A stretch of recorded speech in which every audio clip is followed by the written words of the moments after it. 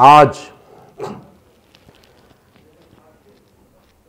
وحدت کی باتیں ہو رہی ہیں، ہونی چاہیے۔ میں تو کہتا ہوں کہ وحدت کی بات اتنی عام ہو کہ ہر شخص خواہ وہ وحدت کے قیام کے لیے جد و جہد کر رہا ہے یا نہیں، وہ بات ضرور کر رہا ہو وحدت کی۔ وحدت اتنی عام چیز ہے کہ ہر شخص، خواہ وہ سنی ہے، خواہ شیعہ ہے، خواہ بریلوی ہے، دیوبندی ہے، اہل حدیث ہے، وہ وحدت کی بات کرے۔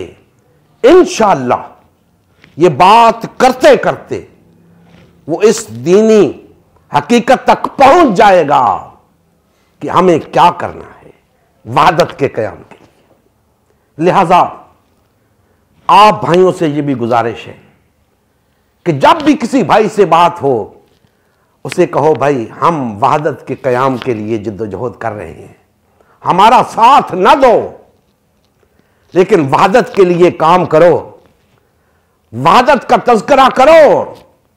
وحدت ہمارے دین کی بنیاد ہے، آپ وحدت کے لیے جد و جہد کرو۔ تو جب ہر شخص وحدت کے بارے میں سوچنے لگے گا، متفکر ہوگا، تو انشاءاللہ اس کا نتیجہ برآمد ہوگا۔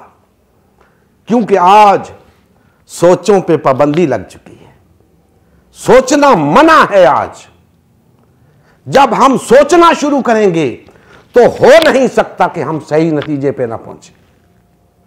لہذا لوگوں کو سوچنے پہ مجبور کریں کہ بھائیو سوچو، ہم کیوں ٹکڑے ٹکڑے ہیں، ہم کیوں تقسیم ہیں، ہم کیوں جماعتوں اور فرقوں میں تقسیم ہیں، ہمیں ایک ہونا چاہیے۔ قرآن و سنت کی طرف نظر دوڑاؤ، ہم ایک تھے، آج کیوں فرقوں میں تقسیم ہے؟ تو جب سوچیں گے تو انشاءاللہ منزل پہ پہنچیں گے، وحدت قائم ہوگی۔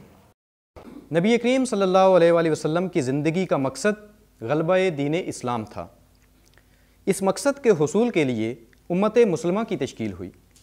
امت مسلمہ نے نبی کریم صلی اللہ علیہ وآلہ وسلم کی سیادت و قیادت میں اسلام کو غالب و نافذ کیا۔ جب تک امت مسلمہ میں وحدت رہی، اسلام کا غلبہ برقرار رہا۔ جیسے ہی امت مسلمہ میں تفرقہ رونما ہونا شروع ہوا، یعنی پارٹی بازی شروع ہوئی، اسلام کا غلبہ جاتا رہا۔ آج غلبہ دین اسلام کی بحالی کی واحد صورت امت مسلمہ کی تشکیل نو ہے۔ الحمدللہ ہم نے غلبہ دین اسلام کی بحالی کے لیے اللہ کے رسول کی جماعت امت مسلمہ کو بحال و فعال کرنے کا بیڑا اٹھایا ہے۔ یہ ہمارا ہی نہیں، ہر کلمہ گو کا اولین فریضہ ہے کہ ہر قسم کے باطل اور طاغوتی نظام کے خلاف اٹھ کھڑا ہو اور غلبہ دین اسلام کی بحالی کے لیے فرقہ واریت اور پارٹی بازی سے کنارہ کش ہو کر صرف اور صرف امت مسلمہ کو بحال و فعال کرنے میں اپنا تن من دھن لگائے۔ اس مشن کا حصہ بن کر اپنا فرض منصبی ادا کیجیے، حق مسلمانی ادا کیجیے۔ مزید تفصیل کے لیے ہمارا یوٹیوب چینل امت مسلمہ سبسکرائب کریں۔ ہمارا فیس بک پیج امت مسلمہ کی تشکیل نو لائک کریں۔ اس پیغام کو زیادہ سے زیادہ شیئر کریں۔ سوال و جواب یا فیڈ بیک کے لیے ہمارا واٹس ایپ گروپ یا میسنجر گروپ جوائن کریں یا اس نمبر پر رابطہ کریں۔ نمبر اور تمام لنکس ڈسکرپشن میں بھی موجود ہیں۔ جزاک اللہ خیر۔